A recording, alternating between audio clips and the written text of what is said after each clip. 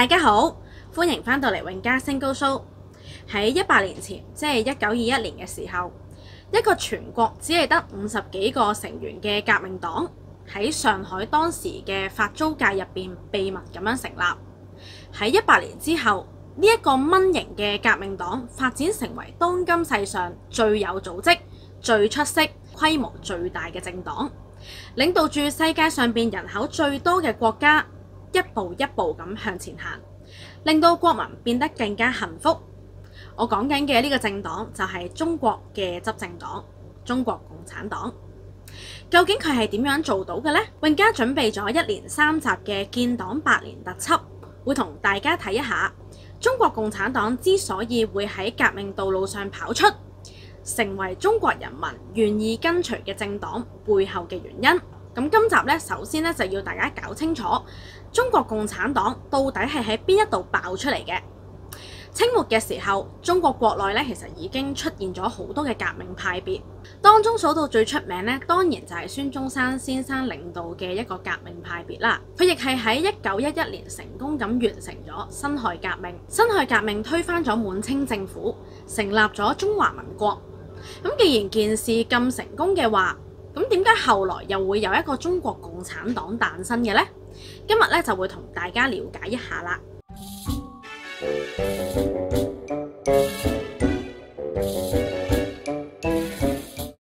咁喺19世紀嘅尾段，喺清政府嘅弱勢領導底下，中國咧就被列強瓜分，着數咧就拎到盡咁滯㗎啦。清政府嘅錢呢，斷估就唔會喺自己個身嗰度生出嚟㗎，自然咧就會轉介去到人民嘅身上，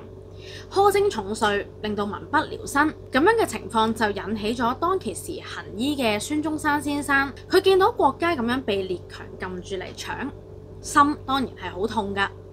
本身咧就好想加入去清政府幫手改革國家嘅政治體制同埋經濟情況，於是咧佢就寫咗封信俾清朝當其時嘅高官李鴻章。咁就提出清朝嘅弊端，以及要求改革教育同埋人才選拔嘅制度，甚至孫中山先生提出好願意協助清政府出國考察農業，希望可以將外國一啲比較先進嘅技術咧帶翻嚟我哋中國嗰一度發展，希望可以救到國家。但係當其時嗰個社會環境咧，其實就正值中國同埋日本嘅第一次戰爭，亦即係講緊後來嘅甲午戰爭。李鴻章仲邊度搞到咁多嘢啊？於是咧佢就謝覆孫中山，咁只係為孫中山先生咧辦理咗一張出國考察農業嘅簽證，由佢放羊咁啦，你中意去就去啦。自此，孫中山先生咧就開始睇清楚，清政府其實由裏到外都係冇藥醫㗎啦。於是佢就索性決定發動革命，去推翻呢一個封建嘅帝制啊！希望可以藉此咧重塑我哋國家嘅政權。孫中山喺打後用咗10幾年嘅時間，組織建立中國嘅革命同盟會，亦即係國民黨嘅前身，咁就令到全國嘅革命力量都有咗統一嘅組織。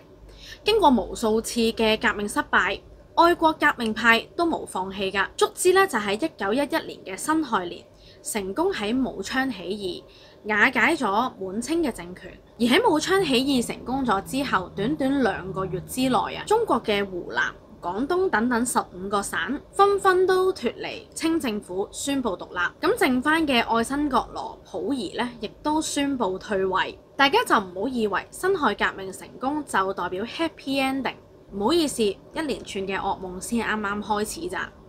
係的而且確喺1912年嘅1月1號，中華民國臨時政府咧就喺南京嗰度成立咗啊，而孫中山先生亦都被推舉為臨時大總統。但係要留意翻啊，由於當其時嘅革命軍力量咧，主要係由幾堆人組成嘅啫，包括係國內嘅新興知識階層，講緊咧就係嗰班曾經喺海外留過學、回流中國嘅學生，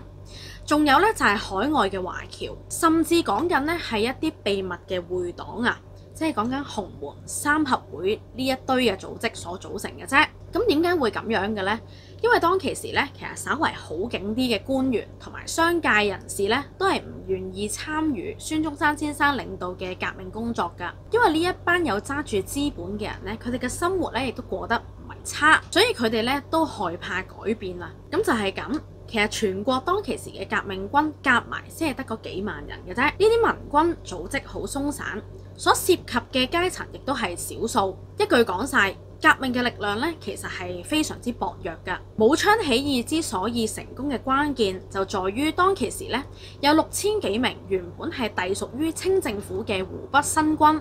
調轉槍頭加入呢一個革命軍，所以武昌起義咧先至可以攞到勝利嘅啫。咁個問題喺邊度呢？其實就係中華民國喺成立咗之後咧，革命派所期待嘅天下太平、民族獨立並冇發生。國內咧其實有好多擁兵自重嘅土皇帝存在住，佢哋根本咧就唔將中華民國咧放喺眼內，而喺清朝中央政府被推翻之後，全國就發展成軍閥割據嘅混戰局面。革命派嘅組織人員少而又鬆散，根本咧就冇任何嘅武裝力量去到控制呢一個場面啊！而孫中山先生呢一位臨時大總統，位都未坐暖啊！呢個北洋軍閥嘅首領袁世凱咧就出現啦，攞住支槍咧就逼孫中山退位，自己咧就爭咗大總統嘅位嚟做。孫中山等等嘅革命派別咧，唔該行埋一邊先啦。袁世凱就位之後咧，仲即刻向英國、法國、德國、俄國同埋日本5個國家嘅銀行借咗高達2500萬嘅英鎊。咁啊，所謂叫做善後大借款，聲稱咧就愛嚟執翻好中國嘅，年息咧要達到5厘，而要分47年去攤還，以解決政府國庫空虛嘅問題。而呢一筆大借款咧，當其時根本咧就冇經過參議院嘅同意，就將我哋中國好重要嘅鹽稅同埋海關稅咧就作為抵押，咁啊即係還唔到錢咧。中國嘅鹽稅同埋海關稅咧，就會俾咗呢一啲外國嘅銀行噶啦。更加重要咧，就係將鹽務全權交俾外國人去管理啊！要知道鹽咧係一個國家嘅戰略物品嚟噶。袁世凱咁樣做咧，好顯然就係出賣我哋嘅國家，出賣我哋人民嘅利益。袁世凱雖然就位嘅時候咧，就聲稱要行呢個共和制，但係實際上咧根本就係行緊帝制。佢話事㗎，更加咧就係出賣緊我哋中國人民嘅利益，向外國嘅銀行拎錢俾自己使啊！但係咧就要全國嘅人民一齊去埋單。另一方面，袁世凱喺攞到呢一筆咁大嘅錢之後咧，當然都唔會坐食山崩啦。而1913年，袁世凱就有進一步嘅動作啦，就派軍全線咁瓦解孫中山先生領導嘅革命黨派喺中國南方7個省市嘅控制權，直接咧就令到全國嘅革命勢力大減，進入咗一段低潮期。而其實都可以用一番説話去總結我哋前段嘅革命生涯啊，就係用咗無量金錢同埋無量血，可憐嘅中國人只係買到假嘅共和制度。而呢一個經驗就話咗俾全國嘅革命分子知道，過往嘅革命模式其實係冇辦法達成到民族獨立嘅目標㗎。喺1913年之後嘅一段日子咧，國內嘅革命黨派都選擇避一避風頭，各自咧去繼續尋找拯救中國嘅方法。我哋咧需要有一套更加先進同埋有效嘅革命模式，先至搞得掂中國嘅亂局啊！而喺1917年嘅俄國10月革命武裝起義成功，就俾到中國革命分子一個好大嘅衝擊啊！因為喺10月革命入邊，俄國廣大嘅農民、士兵等等嘅無產階級，亦即係多數派，喺列寧同埋布爾什維克派嘅領導底下團結起嚟。留意翻，講緊嘅唔係少數人啊，而係講緊動員大多數嘅人，成功咁推翻咗資產階級嘅統治，係俄國全國被壓迫嘅群體第一次當家作主。而呢一套團結大多數派去推翻帝國主義嘅革命方法，就成為咗完成中華民族獨立嘅新希望。我哋中國國內嘅愛國分子開始去參考學習蘇俄嘅經驗同埋理論。咁啊，頭2年啦，大家咧其實都處於一個觀察同埋研究嘅階段，未有落實去做新一輪嘅革命工作。直至到去1919年嘅時候，當其時咧正值一戰嘅結束，中國作為戰勝國嘅一員咧，就出席喺法國召開嘅巴黎和會。明明咧整場仗咧，中國其實係戰勝國嚟㗎，但係當我哋嘅代表喺和會上邊要求呢啲外國嘅勢力應該趁呢個時機全部撤出中國領土嘅時候咧，就受到咗日本同埋歐美等等嘅國家一齊去刁難我哋。咁列強咧就私自咧已經傾好咗一套方案，咁就叫巴黎和約。呢份和約入邊咧，就竟然要求我哋中國將山東省割讓俾同樣都係戰勝國嘅日本啊！消息咧傳翻去國內之後咧，我哋全國所有嘅愛國分子咧，真係頂唔順，要爆啦！其中咧，陳獨秀、李大釗兩位學者就喺我哋中國國內牽頭，發動咗一場以學界為中心、反帝反封建嘅五四運動。而陳獨秀同李大釗亦都喺其後嗰度為建立中國共產黨出咗好多嘅力，係革命嘅先鋒嚟㗎。而喺五四運動當中，我哋中國嘅學生們上到街上邊遊行，大叫外爭主權、內除國賊嘅口號。國賊當然就係指緊袁世凱為首嘅北洋政府啦，咁仲要求咧要日本收返對中國提出嘅21條要求。咁榮嘉咧喺之後都會拍影片同大家詳細咁講解點解日本提出呢一份21條係一份簽咗就會令中國滅亡嘅協定啊！所以呢一份協議咧係要不得嘅。之後咧全國多地咧都有國民去響應呢一連串嘅示威行動，大家都上街遊行。罷課，工人就參與罷工，甚至講緊呢一啲大城市嘅商界咧，亦都有罷市嘅手段。睇到咁樣都知道唔掂啦，事態嚴重，就將相關去交涉嘅官員免咗職。最後咧就命令中國代表團要拒絕簽署呢一份咁樣嘅和約啊，亦都開啟咗中國近代史上第一次，我哋拒絕呢一啲西方大國要求我哋所簽嘅不平等條約啊。而我哋國內嘅民眾就喺今次嘅經驗入邊，清晰了解到成班列強咧根本就係唔係同你講道理，而係撳住搶㗎。壓迫我哋中國人嘅本質表露無遺，亦都深深知道我哋國家嘅命運唔能夠再交到袁世凱呢一類嘅賣國者手上啊！中國嘅革命好迅速咁樣進入新嘅浪潮。喺五四運動冇幾耐之後咧，共產國際遠東嘅成員吳廷康就開始接觸咗學界革命嘅領袖，亦即係我啱先所講嘅陳獨秀同埋李大釗啦，向佢哋去推廣馬克思列寧主義。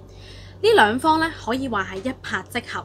陳獨秀、李大釗咧好快就着手聯絡全國各地嘅學界老友，去開展成立地方共產黨組織嘅工作。只係用咗年幾嘅時候，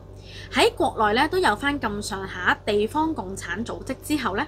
去到1921年嘅7月，全國嘅共產黨代表一共13人，再加埋2位共產國際嘅成員齊集去到上海，好秘密咁樣舉行第一次嘅全國黨代表大會，就正式成立中國共產黨啦。而特別要提一提嘅咧，就係陳獨秀同埋李大釗咧，佢哋2位咧其實喺學界已經係有一定嘅職務啦。嗰陣時咧啱啱係差唔多學期尾嘅時間啦，所以佢哋嘅公務比較多，就冇辦法親身出席到第一次嘅全國黨代表大會。咁啊不過咧，陳獨秀咧都喺呢個會上邊咧就被選為中央局嘅書記。咁喺會上嘅共識咧就講到，中國共產黨嘅黨員咧就要以馬克思主義咧就作為行動嘅指南，亦都要將為中國人民謀幸福、為中華民族復興作為佢嘅使命啊！咁啊，好顯然講咗俾你聽目標喺邊度噶啦。咁而喺中國共產黨成立咗之後咧，分佈喺全國50幾位嘅成員咧，就開始組織五湖四海嘅知識分子，佢哋一齊咧就四出團結國內嘅多數派去加入革命嘅行列。咁啊，對象咧首先就係一班喺一戰之後急速壯大嘅工人階層。咁啊，全國咧就已經有近200幾萬人㗎啦。咁佢哋咧係有組織同埋有紀律嘅人，亦都冇佔有好大嘅社會資本。佢哋咧都具備作為革命者好重要嘅特質啊。當好多人都加入呢個革命行列，再加上背後有一個堅實嘅政黨主導呢個革命工作嘅話咧，先至有可能有足夠嘅力量咧去趕走呢一班列強以及係袁世凱嘅呢個賣國政府啊。咁就由國家嘅多數派去當家作主。於是咧，中國共產黨嘅成員咧就喺國內面咧開始製作一啲勞動週刊去派發俾啲工友啦，亦都有開辦工人學校同埋組織產業嘅工會。而去到1922年1月嘅時候，其實只係成立咗短短2年嘅時間啫。共產黨所領導嘅罷工鬥爭行動就喺香港打響咗第一炮，相信大家都估唔到啊嚇！就係講緊海員罷工啊，而更加喺之後嘅13個月入邊咧，全國發動咗大大小小100幾次嘅罷工，參加嘅人數咧係高達30萬人以上。其中咧最成功嘅一次咧就莫過於喺1922年嘅9月時候，當其時擔任中共湖南支部書記嘅毛澤東，佢就帶領住17000名工友進行安源路嘅礦工罷工行動啊！就要求路礦當局改善工人嘅待遇、政治權利等等嘅條件，而呢個罷工行動咧就得到咗社會各界嘅聲援。於是咧呢個路礦當局咧就被迫答應工友提出嘅大部分要求，而呢一次罷工嘅行動咧就以勝利告終。而其實中國共產黨喺初期嘅一啲罷工嘅組織工作咧都係進行得十分之順利嘅，咁但係後來啦慢慢搞得大嘅時候咧，北洋政府咧就發現到國內嘅工人咧似乎開始團結起嚟啦，咁就作出大力嘅打壓啦，就意圖剎停中國共產黨嘅革命步伐。足之咧去到1923年嘅2月，就爆發咗一件叫做京漢鐵路工人大罷工嘅事件，而呢一個罷工咧係以失敗告終，第一次挫敗咗中國共產黨嘅罷工工潮。呢件事嘅導火線咧，其實啲工人咧就係想爭取要成立一個京漢鐵路嘅總工會，但係由於呢條京漢鐵路咧嘅項目牽涉嘅利益咧實在太大啦，就令到包辦京漢鐵路項目嘅軍閥吳佩孚就出動到軍警去阻止呢一班人咧去成立工會。咁吳佩孚咁樣嘅舉動咧，就引發到喺2月4號，全國京漢鐵路有2萬幾嘅工人咧去舉行一個大罷工嘅行動，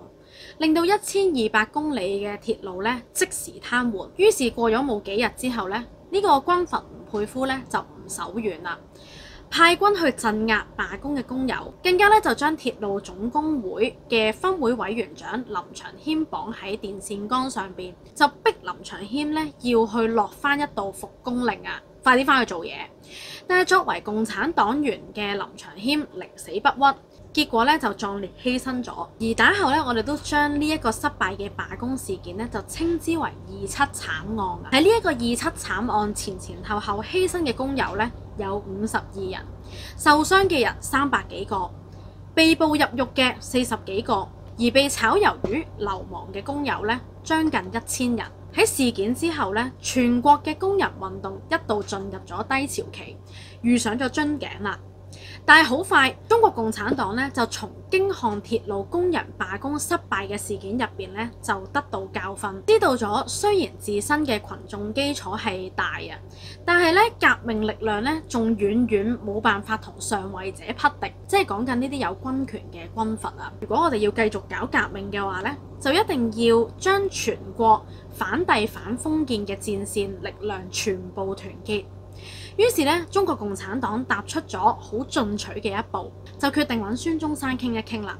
佢哋希望咧將中國國民黨同埋中國共產黨嘅革命力量結合起嚟，而呢一步咧其實當其時係相當之困難嘅一個決定嚟嘅，因為咧喺中國共產黨開初建黨嘅時候咧，其實就要求咗黨員們咧係要同其他所有嘅政黨區別開嚟，但係我哋諗到咧，我哋一定要喺短時間嗰度咧去務實咁樣處理問題，所以都唔理啦。見到有辦法，一試亦都無妨。而且呢個時候嘅孫中山咧，人又唔夠啦，而且武裝力量咧亦都係冇噶，一味咧就係靠去同一啲軍閥打好關係，然後幫手去打另外一班軍閥，搞嚟搞去咧都係得個吉。大家咧都諗緊出路。喺咁樣嘅情況底下咧，國民黨同埋共產黨嘅第一次合作方案咧，好快就定咗落嚟啦。喺之後咧，共產黨嘅各級黨員同埋革命青年咧，都陸陸續續允許加入國民黨。而且咧喺1924年嘅時候，中國國民黨就舉行咗佢嘅第一次全國代表大會。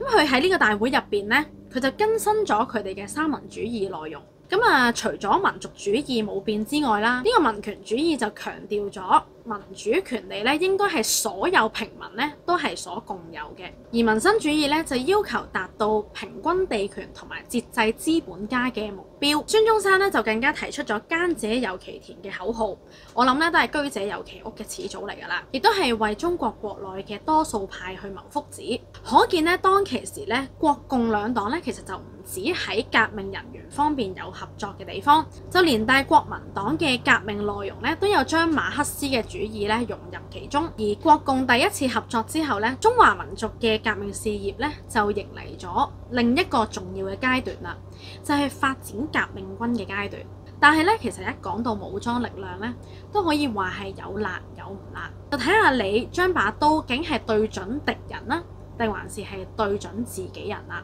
就自從1925年嘅國民黨領導人孫中山先生咧，因為病而過身之後咧，國民黨右傾嘅派系成員蔣介石同埋汪精衛就將呢一把鋒利嘅刀對準咗黨入邊左傾嘅共產黨成員啊！對中國共產黨嚟講，亦都係另一個血嘅教訓。到底當中發生咗啲咩事，而共產黨又點樣去應對嘅呢？咁就要去到下一集建黨8年嘅第2輯，再同大家分享我哋中國共產黨建軍嘅故仔啦。今日咧永嘉嘅分享咧就到呢度啦。如果你都中意我影片嘅選材，記得要讚好同埋留言俾我，仲要廣傳俾你身邊嘅朋友。未訂閱我嘅，記得右下方就係免費訂閱噶啦，撳埋隔離個鐘仔，咁我下一條影片出嘅時候咧，你就唔會錯過噶啦。我哋下次再見啦，拜拜。聽到呢度咧，大家咧都會明白點解孫中山先生嘅地位咧係如此特別噶。